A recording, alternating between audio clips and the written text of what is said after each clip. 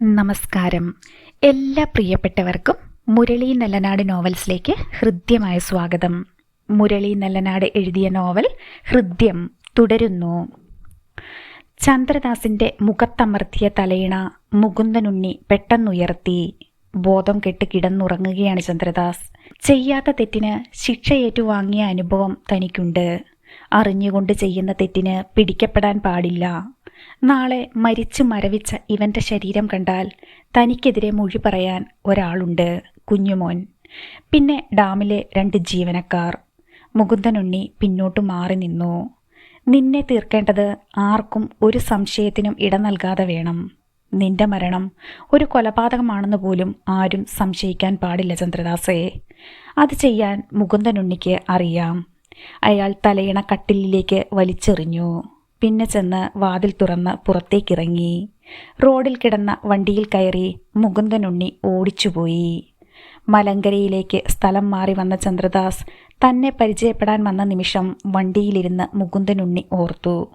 ഒരു assistant executive engineer തന്നെപ്പോലൊരു കൃഷിക്കാരൻ്റെ അടുത്തേക്ക് വന്നപ്പോൾ ആശ്ചര്യമാണ് തോന്നിയത്. നാട്ടിലെ മികച്ച കർഷകനെ പരിചയപ്പെടണം എന്ന ആഗ്രഹമാണ് പ്രകടിപ്പിച്ചത്. ദേവയാനിയെ തേടി തന്നെയാണ് അവൻ ഈ നാട്ടിലേക്ക് എത്തിയത്. വീട്ടിലേക്ക് അയാളെ കൂട്ടിക്കൊണ്ടുവന്നു. ദേവുവിനും കുട്ടികൾക്കും പരിചയപ്പെടുത്തി. പിന്നെ എപ്പോഴും തന്നെ അന്വേഷിച്ച് വീട്ടിൽ വരാനുള്ള സ്വാതന്ത്ര്യം അവന് നൽകി. തന്നെ കരുവാക്കി അവൻ കാമുകിയുടെ സാമീപ്യം അനുഭവിച്ചു. ആദ്യമൊക്കെ ചന്ദ്രദാസുമായി അടുപ്പം വേണ്ടെന്ന് ദേവു ഓർമ്മപ്പെടുത്തുമായിരുന്നു. അയാളുടെ സ്വാധീനത്തിൽപ്പെട്ട് താനും മദ്യത്തിന് അടിമയായി തീരുമെന്ന ഭയമാണ് അവൾക്ക് എന്ന് കരുതി. പേടിയോടെ അയാളിൽ നിന്ന് അകന്നു നിൽക്കാൻ അവൾ ശ്രമിച്ചു. പിന്നെ അയാളെക്കുറിച്ചുള്ള ഭയം അവളിൽ ഇല്ലാതായി. അയാളുടെ ജീവിതം ഈ വഴിയാക്കിയതിന് കാരണക്കാരി താനാണെന്ന കുറ്റബോധം അവളെ വേട്ടയാടിയിരുന്നു. ബൊലേറോ വീട്ടുമുറ്റത്തേക്ക് ചെന്ന് നിന്നു. കുറേ നേരം അയാൾ വണ്ടിയിൽ തന്നെ ഇരുന്നു. അവളുടെ നിർബന്ധത്തിന് വഴങ്ങി ചന്ദ്രദാസ് സ്ഥലം വിടാൻ ഒരുക്കത്തിലാണെന്ന് വേണം ഊഹിക്കാൻ. അവൻ കൈവിട്ടു പോകാൻ പാടില്ല. മേലുകാവിൽ നിന്ന് അവൻ പോകുന്നത് 6 അടി മൺകുഴിയിലേക്കാവും. പിറ്റേന്ന് വന്ദനയെ കോളേജിൽ കൊണ്ടുവിട്ട ശേഷം മുകുന്ദനുണ്ണി സുകുമാരിയമ്മയെ കാണാൻ പോയി. അയാൾ പ്രതീക്ഷിച്ചതുപോലെ പ്രകാശനും സിന്ധുവും ജോലിക്ക് പോയിരുന്നു. നീ ഒറ്റപ്പാലത്ത് പോയില്ലേ? ദേവു വിളിച്ച കൂട്ടത്തിൽ ആ വിവരം പറഞ്ഞു. മുകുന്ദനുണ്ണിക്ക് അഭിമുഖം സിറ്റിയിൽ അവർ ഇരുന്നു. പോകരുതെന്നല്ലേ നിന്നോട് ഞാൻ പറഞ്ഞത്? എനിക്കെങ്ങനെ അതിന് കഴിയാതിരിക്കും അമ്മേ. നീ ആരോടെങ്കിലും അന്വേഷിച്ചോ? വെറുപ്പോടെ മുകുന്ദനുണ്ണി മന്ദഹസിച്ചു. പുറപ്പെട്ടപ്പോൾ തന്നെ അവൻ എൻ്റെ മുന്നിൽ വന്നു. പിന്നെ അതിൻ്റെ പിന്നാലെയായിരുന്നു. നീ ആരുടെ കാര്യമാ പറയുന്നത്? സുകുമാരിയമ്മ പകച്ചു നോക്കി. എൻ്റെ മക്കൾക്ക് ജന്മം കൊടുത്തവനെപ്പറ്റി തന്നെയാ. അവനെ കണ്ടെത്തേണ്ട കാര്യമില്ലായിരുന്നു. എൻ്റെയും അമ്മയുടെയും മുന്നിൽ അവനുണ്ടായിരുന്നു. മുകുന്ദ. മുകുന്ദനുണ്ണിയിൽ പകമൂത്ത ചിരിയുണ്ടായി. കേട്ടാൽ അമ്മ നടുങ്ങും. മറ്റാരുമല്ല അവൻ, ചന്ദ്രദാസ്. നടുക്കത്തോടെ സുകുമാരിയമ്മ മുന്നോട്ടാഞ്ഞു. കടന്നുപോയ വഴികളെക്കുറിച്ച് മുകുന്ദനുണ്ണി അവരോട് പറഞ്ഞു. പേക്കിനാവിൽ നിന്ന് ഞെട്ടിയുണർന്നതുപോലെ സുകുമാരിയമ്മ വിറങ്ങലിച്ചിരുന്നു. സെറ്റിയിലിരുന്ന അവരുടെ കൈവിരലുകൾ വിറയ്ക്കുന്നുണ്ടായിരുന്നു. ഇനി ഞാൻ എന്നാ വേണം? അമ്മ പറ. ഒരു മറുപടി പറയാൻ സുകുമാരിയമ്മയ്ക്ക് കഴിഞ്ഞില്ല. അമ്മ ഉപദേശിച്ചതുപോലെ എല്ലാം ക്ഷമിച്ച് ഞാനൊരു വിഡ്ഢിയായിട്ട് ജീവിക്കണോ? അതിനേക്കാൾ ഭേദം ആത്മഹത്യയല്ലേ? മോനെ, നീ എന്തോ മനസ്സിലുറപ്പിച്ചു കഴിഞ്ഞു. അതെ അമ്മേ, അവനെ ഞാൻ കൊല്ലും. അത് പാടില്ലെന്ന് പറയാൻ പറ്റുമോ അമ്മയ്ക്ക്? സുകുമാരിയമ്മയുടെ നോട്ടം മുകുന്ദനുണ്ണിയുടെ മുഖത്തു നിന്ന് തളർന്നു വീണു.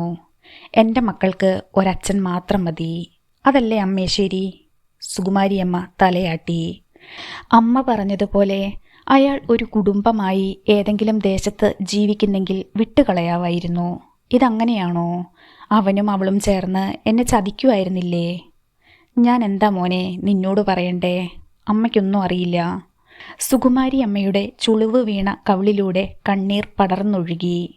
ഞാൻ അവനെ ഇല്ലാതാക്കുന്നത് എൻ്റെ മക്കൾക്കൊപ്പം ജീവിക്കാനാ. പിടിക്കപ്പെടാൻ മാത്രം ഒരു വിഡ്ഢിത്തം ഞാൻ കാണിക്കുവോ? പതിയെ സുകുമാരിയമ്മയുടെ മുഖം മുറുകാൻ തുടങ്ങി. ഇതൊരു കൊടും ചതിയാ. അവർ പിറുപിറുത്തു. നിനക്കവൻ ശത്രു തന്നെയാ. നിനക്കൊരു കുഞ്ഞിൻ്റെ അച്ഛനാവാൻ കഴിയില്ലെന്ന സത്യം മാത്രമേ ദേവുവിനും ചന്ദ്രദാസിനും അറിയാതെയുള്ളൂ. പ്രസവിച്ച പെണ്ണിന് അറിയാൻ കഴിയും അവളുടെ മക്കളുടെ അച്ഛൻ ആരാണെന്ന്. സുകുമാരിയമ്മ വാക്കുകളിൽ പൊതിഞ്ഞ അർത്ഥത്തിൻ്റെ പൊരുൾ മുകുന്ദനുണ്ണിക്ക് മനസ്സിലായി. സത്യമാണമ്മ പറയുന്നത്. ചന്ദ്രദാസുമായി ബന്ധപ്പെട്ട സമയം വെച്ച് ദേവുവിന് അത് ഊഹിക്കാനാവും. അവൾ അത്ര വിഡ്ഢിയൊന്നുമല്ല. അയാളുടെ മനസ്സിൽ തീ പിടിച്ചു. ചന്ദ്രദാസിനും ഒരു സംശയം ഉണ്ടായിക്കൂടാ എന്നില്ല. അയാളൊരു മുഴുക്കുടിയനാ. ദേവു കാരണം ജീവിതം നശിച്ചവൻ. നാളെ അയാൾ എല്ലാം വിളിച്ചു പറയില്ല എന്ന് എന്താ ഉറപ്പ്? സുകുമാരിയമ്മയുടെ നരച്ച കണ്ണുകളിൽ ദൃഢനിശ്ചയം സ്ഫുരിച്ചു. ഞാൻ വിലക്കിയാൽ നീ പിന്മാറില്ല എന്ന് എനിക്കറിയാം. നിന്നെ പിന്തിരിപ്പിക്കാൻ ഇനി ഞാൻ തയ്യാറുമല്ല. ഒരു ദൈവശിക്ഷയും നിനക്ക് കിട്ടില്ല. മുകുന്ദനുണ്ണി എഴുന്നേറ്റു. രാജ്യത്തിൻ്റെ മാനം കാക്കാൻ ശത്രുവിനെ കൊന്നു തള്ളിയ നിനക്ക് ഇവിടെയും കൈവിറക്കില്ല. ഇത് നിന്റെ മാനം കാക്കാനല്ല, 3 പെൺമക്കളുടെ ജീവിതം കാത്തു സൂക്ഷിക്കാൻ വേണ്ടിയാ. അവനൊരു ചതിയനാ. വെറുതെ ഈ നാട്ടിലേക്ക് വന്നതല്ല അവൻ. കൊത്തേണ്ട സമയത്ത് അവൻ ഫണം വിടർത്തി കൊത്തുക തന്നെ ചെയ്യും. സുകുമാരിയമ്മ എഴുന്നേറ്റ് മുകുന്ദനുണ്ണിയുടെ അടുത്തേക്ക് ചെന്നു. ഒരു കയ്യബദ്ധവും പറ്റരുത്. എനിക്കത് അറിയാമമ്മേ. ദേവുവിന് ഒരു സംശയവും തോന്നരുത്. മുകുന്ദനുണ്ണി നിഷേധമായി തലയാട്ടി. എല്ലാം ഞാൻ മനസ്സിലാക്കിയെന്ന സത്യം എനിക്കവളെ അറിയിച്ചു കൊടുക്കണം. അതിനു മുമ്പ് അവൻ ഇല്ലാതാവണം. അതൊരു കൊലപാതകമാണെന്നും അത് ചെയ്തത് ഞാനാണെന്നും അവളുടെ മുഖത്ത് നോക്കി എനിക്ക് പറയണം. അവൾക്കുള്ള മുകുന്ദനുണ്ണിയുടെ ശിക്ഷ അതാണ്. മുകുന്ദനുണ്ണി അറപ്പോടെ ചിരിച്ചു. ഊണ് സമയത്തിന് മുകുന്ദനുണ്ണി വീട്ടിലെത്തി. അയാൾ ഡ്രസ്സ് മാറി വന്നപ്പോൾ ദേവയാനി ഊണെടുത്തു വെച്ചു. അയാൾ കഴിച്ചു തുടങ്ങിയപ്പോൾ അവൾ അരികിലെ കസേരയിൽ ഇരുന്നു. ചന്ദ്രദാസ് ഇവിടെ നിന്ന് പോകുമെന്ന് ഉറപ്പായി. ഇവിടം വിട്ടു പോകുന്നതിൽ അയാൾക്ക് വിഷമമൊന്നുമില്ല. മുകുന്ദനുണ്ണി ദേവയാനിയെ നോക്കി. എവിടെയായാൽ അയാൾക്കെന്താ? ഇവിടുത്തെ പോലെ തന്നെ രാത്രിയെന്നോ പകലെന്നോ ഇല്ലാതെ കുടി തന്നെയാവും. എത്ര കൂസാതെയാണ് അവളത് പറഞ്ഞത് എന്ന് അയാൾ ഓർത്തു. അയാൾ കുടിയനാണെങ്കിലും ആഭാസനല്ല. വീട്ടിൽ കയറ്റാൻ കൊള്ളാവുന്ന നല്ല സുഹൃത്ത് അയാൾ. നിന്നെയും മക്കളെയും പോലീസ് കൊണ്ടുപോയപ്പോൾ അന്വേഷിച്ചു വരാനുള്ള മനസ്സ് അയാൾ കാണിച്ചില്ലേ? ദേവയാനി ഉത്തരം പറഞ്ഞില്ല. ഈ നാട്ടിലുള്ള ഒരാളെയും വിശ്വസിക്കാൻ കഴിയില്ല. പക്ഷേ ചന്ദ്രദാസിനെ വിശ്വസിക്കാം. അതാ ഞാൻ പഠിച്ച പാഠം. ട്രാൻസ്ഫർ ഉടനെ ഉണ്ടാവുമോ? കാണേണ്ടവരെ ചെന്നൊന്ന് കണ്ടാൽ ചിലപ്പോൾ ഒഴിവായെന്നും വരും. അയാൾ അതിൽ താല്പര്യം കാണിക്കുന്നില്ല. ആർക്കോ വേണ്ടി ഒഴിയുന്ന മട്ട. കണ്ണിൽ നോക്കിയപ്പോൾ അവളുടെ മനസ്സൊന്ന് ഇളകിയതുപോലെ മുകുന്ദനുണ്ണിക്ക് തോന്നി. ആരെങ്കിലും കാണുവാണേൽ ഞാൻ കൂടി വരാമെന്ന് പറഞ്ഞതാ. ഉണ്ണിയേട്ടന് വേറെ ജോലിയൊന്നുമില്ലേ? സ്നേഹമുള്ള ഒരാളെ നഷ്ടപ്പെടുത്തി കളയണ്ട എന്ന് കരുതിയിട്ടാ. അയാൾ അത്ര നല്ലവനാണെന്ന അഭിപ്രായമൊന്നും എനിക്കില്ല. ഉണ്ണിയേട്ടനെ പോലീസ് പിടിച്ചപ്പോൾ ഇവിടെ വന്ന് എൻ്റെയും മോളുടെയും മനസ്സിൽ വിഷം കുത്തിവെച്ചത് ഞാൻ മറന്നിട്ടില്ല. ഉണ്ണിയേട്ടനെ പറ്റി പറയാൻ പാടില്ലാത്തതൊക്കെ ആശ ടീച്ചർ അയാളോട് പറഞ്ഞത്രേ. അയാൾ പറഞ്ഞത് കളവായിരുന്നെന്ന് പിന്നീട് തെളിഞ്ഞില്ലേ? മുകുന്ദനുണ്ണിക്ക് തല കറങ്ങിപ്പോയി. നമ്മളിനി ആരുടെ കാര്യത്തിലും തലയിടാൻ പോകണ്ട. ആശ ടീച്ചറുടെ കാര്യത്തിൽ ഒരടി കിട്ടി. അതിൽ നിന്ന് ഈശ്വരാധീനം കൊണ്ടാ രക്ഷപ്പെട്ടത്. അയാളായി അയാളുടെ പാടായി. ദേവയാനി സംസാരം അവസാനിപ്പിച്ചു. ഇവളെ ഞാൻ എങ്ങനെ സംശയിക്കും ദൈവമേ? മനസ്സിൽ മറ്റൊന്ന് വെച്ച് ഇങ്ങനെ സംസാരിക്കാൻ ഇവളെക്കൊണ്ട് സാധിക്കുമോ? ചന്ദ്രദാസിനെ ഇവിടെ വെച്ച് കണ്ടതു മുതൽ അയാളോട് വെറുപ്പും അകൽച്ചയുമാണ് എന്നും ദേവയാനി വെച്ചു പുലർത്തിയത്. പിടിച്ചു നിൽക്കാനുള്ള വ്യഗ്രതയല്ലാതെ മറ്റെന്താണത്? ഊണ് കഴിഞ്ഞ് വന്നപ്പോൾ വെറ്റില അടുക്കിക്കെട്ടാൻ കൊച്ചുണ്ണി വന്നു. വരാന്തയിൽ നാക്കില വെട്ടിയിട്ട് കൊച്ചുണ്ണി ഓലക്കുടയിൽ നിന്ന് വെറ്റില തട്ടി. വെറ്റില അടുക്കിക്കെട്ടി വാഴയിലയിൽ പൊതിഞ്ഞു കെട്ടി വെച്ചപ്പോൾ സന്ധ്യ കഴിഞ്ഞു.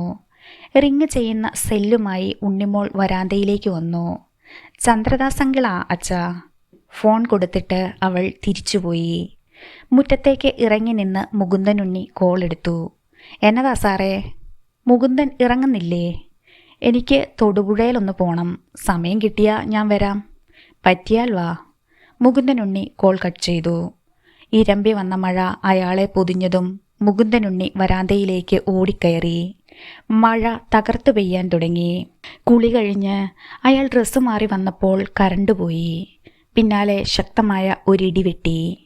വൃന്ദയുടെ വിളി മുറിയിൽ കേട്ടു. മുകുന്ദനുണ്ണി എമർജൻസി ലാമ്പ് കത്തിച്ചുകൊണ്ടുവന്ന് കുട്ടികളെ മുറിയിൽ നിന്ന് ഹാളിലെത്തിച്ചു. ഇടിക്കും മഴയ്ക്കുമൊപ്പം കാറ്റും വന്നു. അച്ഛനോടൊരു ഇൻവെർട്ടർ വാങ്ങാൻ പറഞ്ഞ കേൾക്കില്ല. വൃന്ദ ദേഷ്യപ്പെട്ടു. മുകുന്ദനുണ്ണി അവളെ പിടിച്ച് അടുത്തിരുത്തി. മോള് ഇന്നത്തേക്ക് ക്ഷമിക്ക്. ഇനി ഈ വീട്ടിൽ നിന്ന് കറണ്ട് പോകത്തില്ല.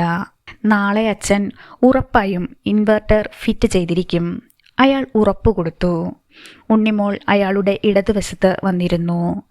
ശക്തമായ കാറ്റിൽ ജനൽപ്പാളികൾ തുറന്നടഞ്ഞു. വന്ദന ഓടിച്ചെന്ന് ജനലുകൾ പിടിച്ചെടുത്ത് കുറ്റിയിട്ടു. അവൾ വന്ന് മുകുന്ദനുണ്ണിയുടെ കാലുകളിൽ ചാരി നിലത്തിരുന്നു. ഇരുവശത്തും കാൽക്കലും മക്കളുമായി ഇരിക്കുമ്പോൾ ഭൂമിയിലെ ഏറ്റവും ഭാഗ്യവാനായ ഒരച്ഛൻ താനാണെന്ന് മുകുന്ദനുണ്ണിക്ക് തോന്നി. ഇനി ഈ അച്ഛൻ നൊമ്പരപ്പെടേണ്ടത് മക്കളെ ഓരോരുത്തരുടെ കൈകളിൽ പിടിച്ചു കൊടുക്കുമ്പോൾ മാത്രമാണ്. വന്ദന തലകൊണ്ട് മൃദുവായി അയാളുടെ കാൽമുട്ടിൽ തട്ടി ഒരു ഇംഗ്ലീഷ് കവിത ചൊല്ലിക്കൊണ്ടിരുന്നു. ഉണ്ണിമോൾ അയാളുടെ വയറ്റിൽ കൈ ചുറ്റി ദേഹത്തോട് ഒട്ടിപ്പിടിച്ചിരുന്നു.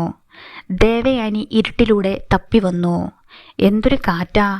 ആ തേക്കുമരം പിഴുത് കോഴിക്കൂടിന് മേലെ വീണോന്നാ എൻ്റെ പേടി. അച്ഛൻ്റെയും മക്കളുടെയും ഇരിപ്പ് കണ്ട് ദേവയാനി എതിരെ കിടന്ന സെറ്റിയിൽ ഇരുന്നു. കാറ്റിനും മഴയ്ക്കും മിന്നലിനും ഒരു ശമനവും ഉണ്ടായില്ല. മുകുന്ദനുണ്ണിയുടെ മനസ്സിലെ ചിത്രം കാറ്റിലും മഴയിലും വിറകൊള്ളുന്ന ചന്ദ്രദാസിൻ്റെ ക്വാർട്ടേഴ്സായിരുന്നു. എമർജൻസി ലാമ്പിൻ്റെ ചാർജ് തീർന്ന് അത് അണഞ്ഞു. ഇന്നിനി കറണ്ട് വന്നത് തന്നെ. വന്ദന പറഞ്ഞു. മെഴുകുതിരി കത്തിച്ച് കുട്ടികൾക്ക് ഭക്ഷണം കൊടുക്കു ദേവു. അച്ഛനു വേണ്ടി വൃന്ദ പറഞ്ഞപ്പോൾ എല്ലാവരും ചിരിച്ചു. മെഴുകുതിരി വെളിച്ചത്തിൽ എല്ലാവരും ഭക്ഷണം കഴിച്ചു തുടങ്ങിയപ്പോൾ ലൈറ്റുകൾ പ്രകാശിച്ചു. അത്താഴം കഴിഞ്ഞ് മുകുന്ദനുണ്ണി കട്ടിലിൽ വന്ന് കിടന്നു. ദേവയാനി ഒരു ജഗ്ഗിൽ വെള്ളം കൊണ്ടുവച്ചിട്ട് അപരിചിതയെപ്പോലെ ഇറങ്ങിപ്പോയി. 11 മണി കഴിഞ്ഞപ്പോൾ മുകുന്ദനുണ്ണി എഴുന്നേറ്റു. ഹാളിലെ ലൈറ്റ് അണഞ്ഞിരുന്നു. അലമാര പതിയെ തുറന്ന് അയാൾ ഷർട്ടും പാൻസും എടുത്ത് ധരിച്ചു. കാലുകളിൽ ഷൂസ് കയറ്റി മുറുക്കി കെട്ടി. മുട്ടോളം എത്തുന്ന മഴക്കോട്ട് എടുത്തിട്ടു. 2 കയ്യുറകൾ എടുത്ത് മഴക്കോട്ടിൻ്റെ പോക്കറ്റിൽ തിരുകി കയറ്റി. മുകുന്ദനുണ്ണി പുറത്തേക്കിറങ്ങി. വീടിൻ്റെ വാതിൽ പൂട്ടി താക്കോൽ കയ്യിലെടുത്തു. അമാവാസിയായിരുന്നു അന്ന്. കോരിച്ചൊരിയുന്ന മഴ ചെറിയൊരു ഇടവേളയ്ക്ക് ശേഷം കരുത്താർജിച്ചു കഴിഞ്ഞു. മഴയിലേക്കിറങ്ങി അയാൾ വീടിൻ്റെ പിന്നിലെ ഇരുട്ടിലേക്ക് മറഞ്ഞു. പറമ്പുകൾ മറികടന്ന് കുത്തനെയുള്ള ഇടവഴികൾ ഓടിയിറങ്ങി കുത്തിയൊഴുകുന്ന മലവെള്ളം ചവിട്ടിത്തെറിപ്പിച്ച് ഇരുളിലൂടെ അയാൾ മുന്നേറിക്കൊണ്ടിരുന്നു. ഇടയ്ക്കിടെയുള്ള മിന്നൽ വഴികാട്ടിയായി. ശത്രുപാളയത്തിലേക്കുള്ള ഒളിപ്പോരാളിയുടെ മുന്നേറ്റമായിരുന്നു. ചന്ദ്രദാസിൻ്റെ ക്വാർട്ടേഴ്സിലേക്കുള്ള റോഡിൽ അയാൾ ചെന്നു കയറി. കനത്ത ഇരുട്ടിലും മഴയിലും കണ്ട മഞ്ഞച്ച വെട്ടം ക്വാർട്ടേഴ്സിൽ നിന്നായിരുന്നു. മുകുന്ദനുണ്ണി പടവുകൾ കയറി ചെന്നു. അയാൾ മഴക്കോട്ടിൻ്റെ പോക്കറ്റിൽ നിന്ന് ഗ്ലൗസുകൾ എടുത്ത് കയ്യിൽ ധരിച്ചു. വാതിൽ ഊക്കോടെ തട്ടി. സാറേ. അല്പസമയം കഴിഞ്ഞപ്പോൾ ചന്ദ്രദാസിൻ്റെ ശബ്ദം വന്നു. ആരാ? ഞാനാ സാറേ, മുകുന്ദനുണ്ണി. വാതിൽ പാളി തുറന്നു. മുകുന്ദനുണ്ണിയുടെ രൂപം കണ്ട് ചന്ദ്രദാസ് ഒന്ന് ഞെട്ടി. പേടിക്കണ്ട, ഞാൻ തന്നെയാ. മുകുന്ദനുണ്ണി അകത്ത് കയറി വാതിൽ കൈമുട്ടുകൊണ്ട് ചാരി. ഇതെന്ത് വേഷവാ മുകുന്ദ, അതും ഈ നേരത്ത്? ചന്ദ്രദാസിന് അമ്പരപ്പ് വിട്ടില്ല. നെഞ്ചിലെ തീ കെടുത്താൻ കുപ്പിയിൽ മിച്ചമുണ്ടെങ്കിൽ താ, അല്ലെങ്കിൽ ഞാൻ പോകുന്നു. ചന്ദ്രദാസിന് എന്തോ പന്തികേട് തോന്നി. എന്നാ ഞാൻ പോട്ടെ സാറേ. താൻ ഇരിക്ക്. കട്ടിലിൻ്റെ താഴെ നിന്നും പാതി കഴിച്ച റിമ്മിൻ്റെ പ്ലാസ്റ്റിക് ബോട്ടിൽ ചന്ദ്രദാസ് എടുത്തു വെച്ചു. നാളെ 1-ാം തീയതിയല്ലേ, രാവിലെ കഴിക്കാൻ മാറ്റിവെച്ചതാ. മുകുന്ദനുണ്ണി ബോട്ടിലെടുത്ത് തുറന്നിട്ട് വായിലേക്ക് കമിഴ്ത്തി. ചന്ദ്രദാസ് സ്തബ്ധനായി നിന്നു. ഒഴിഞ്ഞ ബോട്ടിൽ അടച്ച് മുകുന്ദനുണ്ണി ടീപ്പോയിൽ വെച്ചു. ചന്ദ്രദാസ് എതിരെ കസേരയിൽ ഇരുന്നു. എന്താ മുകുന്ദ, പറമ്പിൽ നിന്നാണോ താൻ വരുന്നത്? അല്ല സാറേ, വീട്ടിൽ നിന്നാ. വണ്ടിയുടെ ആക്സിൽ ഒടിഞ്ഞു. ഇരുന്നിട്ടും കിടന്നിട്ടും ഇരിപ്പുറയ്ക്കാതെ മഴക്കോട്ട് എടുത്തിട്ട് ഞാനിങ്ങ് പോന്നു. നഷ്ടങ്ങളുടെ ദിവസമാ എനിക്കിന്ന്. കാര്യം എന്താന്ന് വെച്ചാൽ താൻ പറ. കുറച്ചു നേരം മുകുന്ദനുണ്ണി മുഖം കുനിച്ചിരുന്നു. അയാളെ എന്തോ മതിക്കുന്നുണ്ടെന്ന് ചന്ദ്രദാസിന് തോന്നി. സാർ ഒരിക്കൽ പറഞ്ഞില്ലേ, ലോകത്തിലെ ഏറ്റവും വലിയ ഭാഗ്യവാനാ ഞാനെന്ന്. അത് തെറ്റാ സാറേ. ഈ ലോകത്തിലെ ഏറ്റവും വലിയ ഭാഗ്യം കെട്ടവൻ ഞാനാ. അതിനിപ്പോൾ എന്താ സംഭവിച്ചത്? അവൾ എന്നെ ചതിക്കുമായിരുന്നു സാറേ, എൻ്റെ ഭാര്യ ദേവു. ഒരിടിമിന്നൽ ചന്ദ്രദാസിൻ്റെ മനസ്സിൽ പുളഞ്ഞു. എന്താ ഇങ്ങനെ പറയുന്നത്? ചന്ദ്രദാസിൻ്റെ ഒച്ച വിറച്ചു. സാറിനോടെല്ലാം ഞാൻ പറയാം. ആരോടെങ്കിലും മനസ്സ് തുറന്നില്ലെങ്കിൽ ഞാനൊരു കൊലപാതകിയായി പോകും. നെഞ്ചിൻകൂട് തീ പിടിച്ച് എരിയുക. എല്ലാം കേട്ടിട്ട് ഞാൻ എന്നാ വേണമെന്ന് സാറ് പറഞ്ഞതാ. മുകുന്ദനുണ്ണി ചന്ദ്രദാസിനെ നോക്കി. ശരിക്കും തീ പിടിച്ച മനസ്സോടെ ഇരിക്കുകയാണ് അയാൾ. ഞാൻ ഇന്ന് തൊടുപുഴയ്ക്ക് പോയത് ഇക്ബാൽ മുഹമ്മദ് സാർ വിളിച്ചിട്ടാ. ജീവിതത്തിൽ ഒരിക്കലും പ്രതീക്ഷിക്കാത്ത ഒരു സത്യം ആ മനുഷ്യൻ എന്നോട് പറഞ്ഞു. എനിക്ക് കുട്ടികൾ ജനിക്കില്ലെന്ന്. ചന്ദ്രദാസ് ഞെട്ടിത്തരിച്ചു. ഞാനത് സ്ഥിരീകരിച്ചിട്ടാ സാറേ വരുന്നത്. വിവാഹത്തിന് മുമ്പ് സംഭവിച്ച ഒരാക്സിഡന്റ് കേസുമായി നടത്തിയ സെമൻ ടെസ്റ്റിൽ തെളിഞ്ഞതാ സാറേ. എൻ്റെ 3 മക്കളും എൻ്റേതല്ല. ഉന്മാദം പിടിപെട്ട മട്ടിലായിരുന്നു മുകുന്ദനുണ്ണിയുടെ പെരുമാറ്റം. ചന്ദ്രദാസിൻ്റെ ശിരസിനുള്ളിൽ ഒരു ചുഴലിക്കാറ്റ് വീശി. മുകുന്ദ. എഴുന്നേൽക്കാൻ തുനിഞ്ഞ ചന്ദ്രദാസിനെ അയാൾ പിടിച്ചിരുത്തി. സാറ് കേൾക്കണം. സാറ് മാത്രമേ ഈ സത്യം അറിയാൻ പാടുള്ളൂ. അവളെന്നെ ചതിച്ചതാ സാറേ. ചന്ദ്രദാസ് കിടുകിടെ വിറയ്ക്കുന്നത് മുകുന്ദനുണ്ണി കണ്ടു. ഉള്ളുകൊണ്ട് മുകുന്ദനുണ്ണി ആർത്തു ചിരിച്ചു. അവളെ കഴുത്ത് ഞെരിച്ചു കൊല്ലാനുള്ള പകയുമായിട്ടാ ഞാൻ വീട്ടിൽ വന്നത്. കുട്ടികളെ കണ്ടപ്പോൾ എനിക്കതിന് കഴിയാതെ പോയി. മുകുന്ദനുണ്ണി കസേരയിലേക്ക് ചാരിയിരുന്നു. അയാൾക്ക് ഭ്രാന്ത് പിടിച്ചതുപോലെ ചന്ദ്രദാസിന് തോന്നി. കൊല്ലണ്ടേ സാറേ ഞാൻ അവളെ? കൊല്ലണ്ടേ? മുകുന്ദൻ ചോദിച്ചില്ലേ? ചന്ദ്രദാസിൻ്റെ ഒച്ച വിറച്ചു. ഇല്ല സാറേ. അയാൾ ആരാണെന്ന് മനസ്സിലാക്കണ്ടേ? അത് സംസാരിക്കാനാ സാറിനെ ഈ രാത്രി തന്നെ കാണാൻ ഞാൻ ആഗ്രഹിച്ചത്. ചന്ദ്രദാസ് നടുക്കം മറച്ചു പിടിച്ചു. അവളെ കൊല്ലണോ? അവനെ കണ്ടെത്തിക്കൊല്ലണോ? ഒരു കൊല നടന്നേ തീരൂ. മക്കളെ വിട്ടുകൊടുക്കാൻ എനിക്ക് കഴിയില്ല സാറേ. അത്രയധികം ഞാൻ അവരെ സ്നേഹിച്ചു പോയി. ചന്ദ്രദാസിൻ്റെ നെഞ്ച് പെരുമ്പറ കൊട്ടി. സാറിനിതൊരു ഷോക്കായെന്ന് എനിക്കറിയാം. എന്താ സാറിന് തോന്നുന്നത്? ഞാൻ ആരെയാ കൊല്ലേണ്ടത്? സാറ് പറയുന്നത് ഞാൻ ചെയ്യും. 2-ൽ ഒരാളുടെ പേര് സാറ് പറ. ചന്ദ്രദാസ് കുടിനീരിറക്കാൻ ശ്രമിച്ചു. അവനെയല്ലേ സാറേ ഞാൻ തീർത്ത് കളയേണ്ടത്? എൻ്റെ കുട്ടികൾക്ക് അവകാശം പറഞ്ഞു വരാൻ അവൻ മാത്രമല്ലേ ഉള്ളൂ. അപ്പോൾ കൊന്നുകളയേണ്ടത് അവനെയാ. അതല്ലേ സാറിൻ്റെ മനസ്സിലും?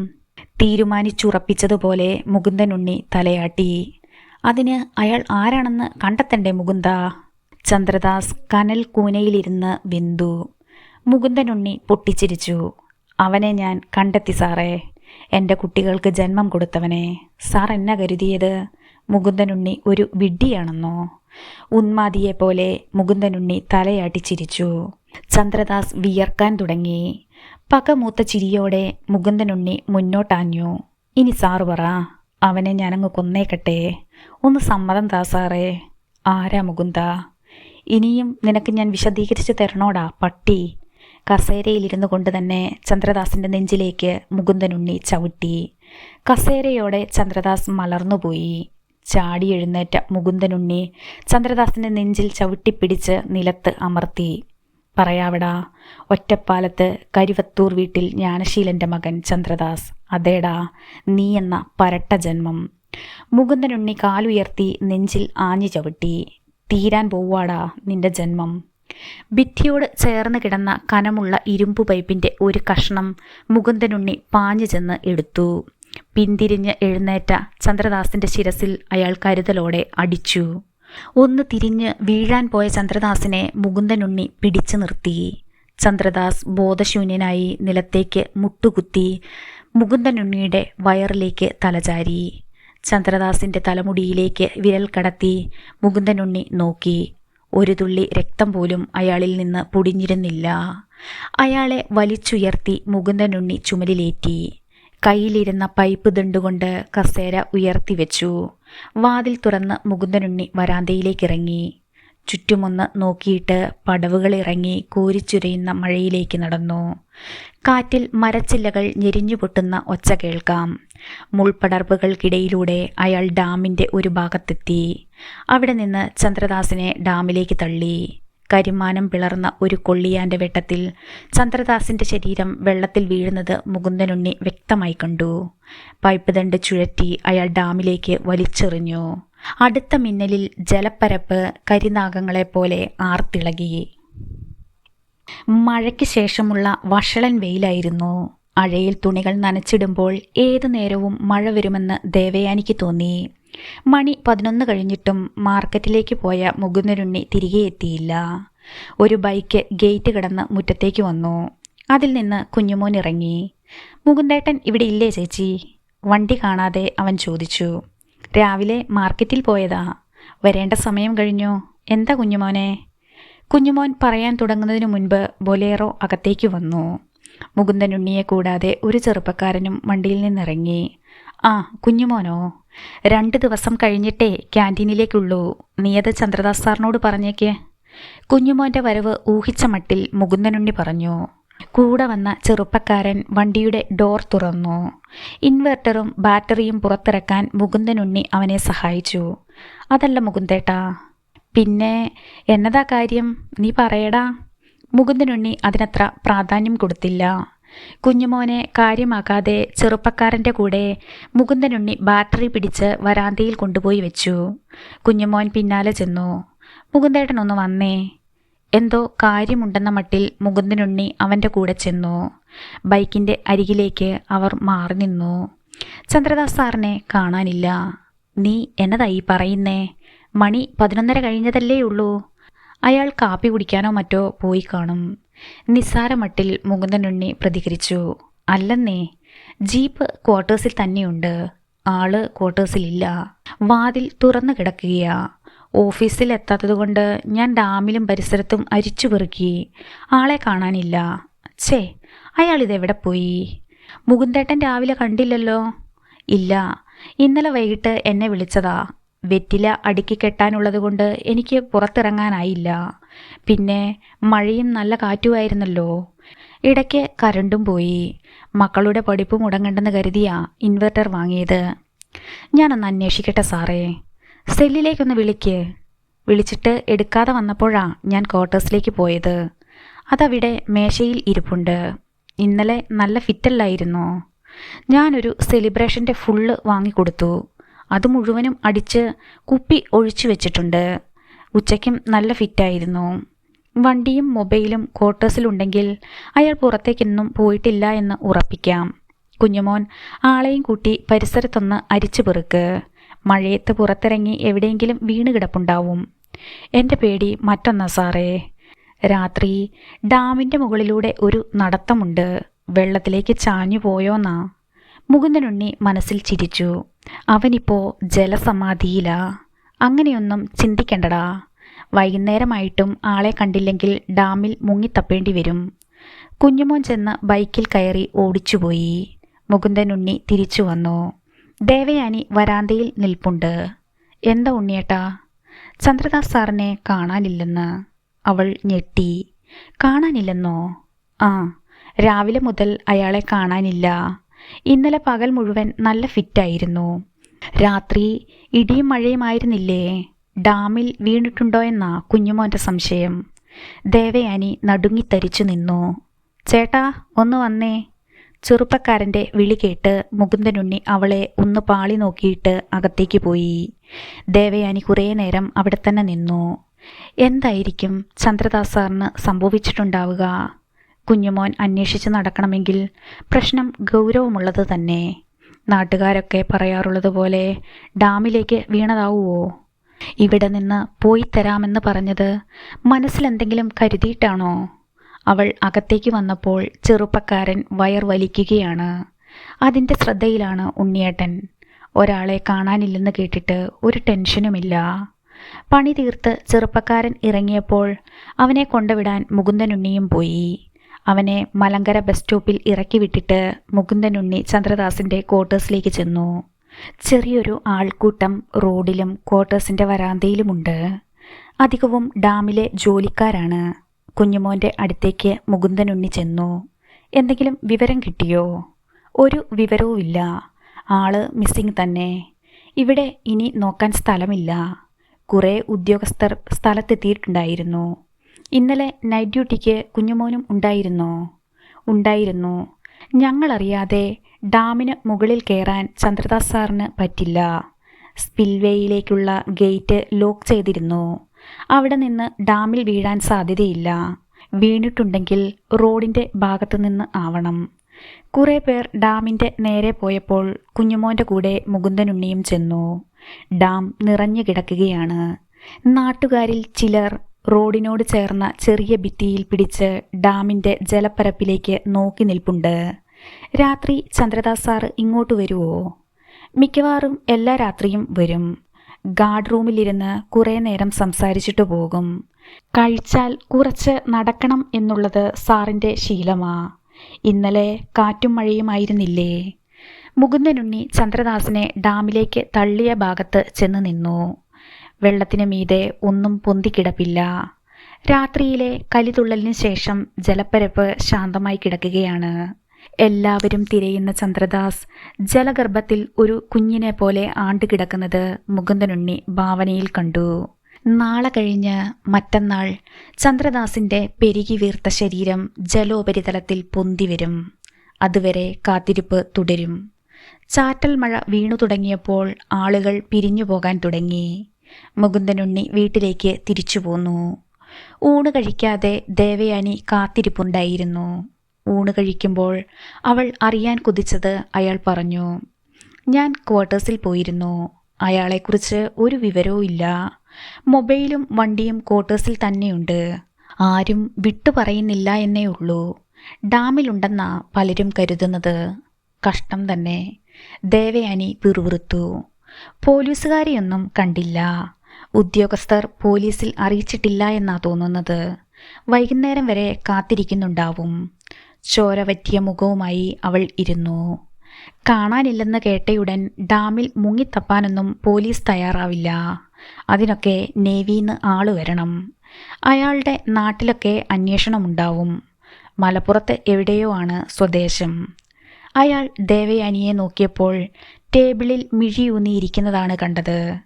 മനസ്സ് ഒരു കടലായി ഇളകിമറിയുകയാണ്. മുഖത്ത് നിന്നത് വായിച്ചറിയാം. 3 പെങ്ങന്മാരുണ്ടെന്നാ കേട്ടത്. ആദ്യം അവരെ വിവരമറിയിക്കും. അവർ വരാതിരിക്കില്ല. അന്വേഷണത്തിൻ്റെ ഗതി നിർണയിക്കുന്നത് അവരായിരിക്കും. അയാൾ കുറച്ച് മീൻകറി ചോറിലൊഴിച്ച് നന്നായി കുഴച്ച് സ്വാദോടെ കഴിച്ചു. എന്നതായാലും നാട്ടുകാർ പറഞ്ഞതും അത് കേട്ട് തമാശ പോലെ അയാൾ ഏറ്റുപറഞ്ഞതും അറം പറ്റി. എന്നോട് തന്നെ പലവട്ടം പറഞ്ഞിട്ടുണ്ട്, മുകുന്ദ, എൻ്റെ മരണം ഡാമിൽ വീണാകുമെന്ന്. അയാൾക്കത് നന്നായിട്ട് അറിയാമായിരുന്നു. ഒടുവിൽ അത് തന്നെ സംഭവിച്ചു. മുകുന്ദനുണ്ണി ചോറ് മുഴുവനും കഴിച്ചിട്ട് വെള്ളമെടുത്ത് കുടിച്ചു. എന്നതാണെന്നറിയില്ല, ഈ നാടിനോട് അയാൾക്ക് വല്ലാത്തൊരു ഇഷ്ടമായിരുന്നു. ഇടയ്ക്കൊരു സ്ഥലം മാറ്റം വന്നപ്പോൾ ആരുടെയൊക്കെയോ കാലു പിടിച്ചാ നിന്നത്. കാന്തം പോലെ പിടിച്ചു നിർത്തുന്ന എന്തോ ഒന്ന് ഈ നാട്ടിലുണ്ടെന്ന് അന്ന് എന്നോട് പറഞ്ഞിരുന്നു. ചന്ദ്രദാസിൻ്റെ ആ മോഹം സാധിച്ചു. ഇവിടെ തന്നെ തീർന്നില്ലേ അയാൾക്ക് പ്രിയപ്പെട്ട നാട്ടിൽ. അയാൾ എഴുന്നേറ്റ് ചെന്ന് കൈ കഴുകി. ചിലപ്പോൾ അയാൾ തിരിച്ചു വന്നു എന്നും വരാം. ഫോൺ എടുക്കാതെ പോയത് മാത്രമേ സംശയത്തിനിട നൽകിയിട്ടുള്ളൂ. ടവൽ പിടിച്ച് കൈ തുടയ്ക്കുമ്പോൾ അയാൾ ദേവയാനിയെ നോക്കി. അതേ ഇരിപ്പാണ്. മുകുന്ദനുണ്ണി റൂമിലേക്ക് നടന്നു. ചന്ദ്രദാസ് മരിച്ചിട്ടുണ്ടെന്ന് വിശ്വസിക്കാൻ ദേവയാനിക്കായില്ല. അയാളെ ജീവിതത്തിൽ ഒരിക്കലും കാണരുതേ എന്ന് മോഹിച്ചതാണ്. ഒരു കാലത്ത് മനസ്സിൽ വെച്ച് പൂജിച്ച രൂപം പിന്നീട് വെറുത്തുപോയിട്ടുണ്ട്. ഒരു ചതിയനെ പോലെ മുന്നിൽ വന്നപ്പോൾ, കൺമുന്നിൽ വന്ന് മരിച്ചുപോയി എന്ന് കേൾക്കുമ്പോൾ അടുത്ത നിമിഷം ദേവയാനി ഒന്ന് ഞെട്ടി. അയാളുടെ സ്ഥലം ഒറ്റപ്പാലമാണെന്ന് അറിയുന്ന നിമിഷം, ദൈവമേ, ആ മനുഷ്യൻ മടങ്ങി വന്നിരുന്നുവെങ്കിൽ. ദേവയാനി മനമുരുകി പ്രാർത്ഥിച്ചു. മുറിയിൽ വന്ന് മുകുന്ദനുണ്ണി കട്ടിലിൽ നീണ്ടു നിവർന്നു കിടന്നു. കൈവിരലുകൾ കോർത്ത് തലയിണയിൽ വെച്ച് ഫാനിലേക്ക് മിഴി നട്ടു. ഒന്നും പിഴച്ചു പോയിട്ടില്ലെന്ന് വേണം കരുതാൻ. അടിയേറ്റ ഭാഗം പൊട്ടിയിരുന്നില്ല. അതുകൊണ്ട് ഒരു തുള്ളി രക്തം പോലും പുറത്തു വന്നിട്ടില്ല. പോലീസിന് ഒരു തുമ്പും കിട്ടാൻ പോകുന്നില്ല. തലയിൽ കാണുന്ന ആഘാതം തലയിടിച്ചുള്ള വീഴ്ചയിൽ സംഭവിച്ചതാണെന്ന് പോസ്റ്റ്മോർട്ടം റിപ്പോർട്ടിൽ തെളിയാവുന്നതേയുള്ളൂ. ആദ്യം പ്ലാൻ ചെയ്തത് ശരീരത്തിലൊരു പോറൽ പോലും വീഴ്ത്താതെ ശ്വാസം മുട്ടിച്ചു കൊന്ന് ഡാമിൽ തള്ളാനായിരുന്നു. അങ്ങനെയൊരു ബോഡി പോസ്റ്റ്മോർട്ടം ടേബിളിലെത്തിയാൽ കൊലപാതകമാണെന്ന് എളുപ്പത്തിൽ കണ്ടെത്താനാവും. മുങ്ങി മരിക്കുന്ന ഒരാളിൻ്റെ വയറ്റിൽ വെള്ളമെത്തുക എന്നത് സ്വാഭാവികമാണ്. കൊലപാതകമെന്ന് പോലീസ് വിധിയെഴുതും. ചന്ദ്രദാസിൻ്റെ വയറ്റിൽ ആവശ്യത്തിലേറെ മദ്യമുണ്ട്. രാത്രി ഡാമിലൂടെയുള്ള ചുറ്റിക്കറക്കം അയാൾക്ക് പതിവാണ്. ജീവനക്കാർക്കെല്ലാം അതറിയാം. അത് മനസ്സിലാക്കിക്കൊണ്ടാണ് കുഞ്ഞുമോൻ ഊഹം പറഞ്ഞത്. മദ്യപിച്ച് ബാലൻസ് ഇല്ലാതെ നടക്കുന്ന കൂട്ടത്തിൽ എവിടെയോ തലകുത്തി വീണ് അയാൾ ബോധശൂന്യനായി ഡാമിലേക്ക് മറിഞ്ഞു. ചന്ദ്രദാസിൻ്റെ മരണം എഴുതിത്തള്ളും. കൊടി പിടിക്കാൻ ഒരു പട്ടിയും വരില്ല. ഇപ്പോൾ മുകുന്ദനുണ്ണിയുടെ മക്കളുടെ പിതൃത്വം പറഞ്ഞു വരാൻ ഒരുത്തനും ഭൂമിയിലില്ല. മുകുന്ദനുണ്ണി മാത്രമാണ് അവരുടെ അച്ഛൻ. മഴക്കോട്ടും ഗ്ലൗസുകളും കുത്തിയൊഴുകുന്ന തോട്ടിലൂടെ പുഴയിലെത്തി കിലോമീറ്ററുകൾ താണ്ടിയിട്ടുണ്ടാവും. ഒരു തെളിവും അവശേഷിപ്പിക്കാതെ ചന്ദ്രദാസ് എന്ന അധ്യായം അവസാനിപ്പിച്ചു കളഞ്ഞു. സുകുമാരിയമ്മ പറഞ്ഞതുപോലെ എപ്പോൾ വേണമെങ്കിലും പണമുയർത്തുന്ന മൂർഖനായിരുന്നു അവൻ. ദേവയാനിയുടെ മുന്നിൽ ചെന്ന് ഒന്നുറക്കെ പൊട്ടിച്ചിരിക്കാൻ മുകുന്ദനുണ്ണി മോഹിച്ചു. ചിരിക്കണം, അതിനിനിയും സമയമുണ്ട്. അവൻ്റെ ശവം പൊന്തട്ടെ. ഹൃദ്യം അടുത്ത ലക്കത്തിൽ തുടർന്ന് കേൾക്കാം. ഈ കഥയെക്കുറിച്ചുള്ള നിങ്ങളുടെ വിലയേറിയ അഭിപ്രായങ്ങളും നിർദ്ദേശങ്ങളും കമൻറ്റ് ബോക്സിൽ രേഖപ്പെടുത്തി ഞങ്ങളെ അറിയിക്കണമേ എന്ന അഭ്യർത്ഥനയോടെ മുരളി നെല്ലനാട് നോവൽസിന് വേണ്ടി സെൽമ റോയ്സ്.